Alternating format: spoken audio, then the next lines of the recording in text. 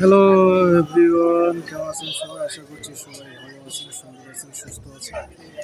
আমিও ভালো আছি। আমি আজকে আছি একটু বাইরে, তো জরুরি কারণে একটা কথা বলার জন্য আমার ভিডিও করা। তো শীত প্রায় শেষ হয়ে যাচ্ছে, আর একটা নতুন অভিজ্ঞতার কথা আপনাদের কাছে শেয়ার করি।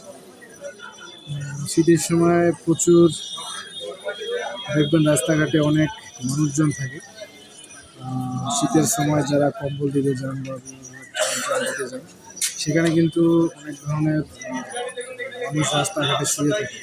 এদের মধ্যে কিন্তু অনেক দেখবেন যারা রাস্তায় বিভিন্ন ধরনের সমস্যা করে থাকে মানুষজনের, তাদের পরিমাণও কিন্তু বেশ বেশি।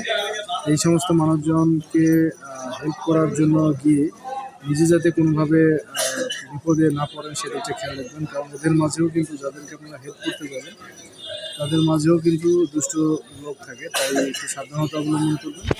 আমরা হয়তো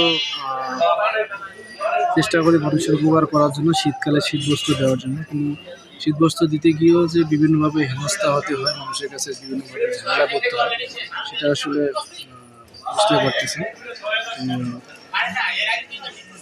সেজন্য বলতেছি সবাই একটু নিজেই সেফ থাকবেন, নিজে সেফ থেকে কাজ করবেন। সবাইকে অসংখ্য ধন্যবাদ। সবাই ভালো থাকবেন, সুস্থ থাকবেন, দেখা হবে নেক্সট কোনো ভিডিওতে। ধন্যবাদ সবাইকে।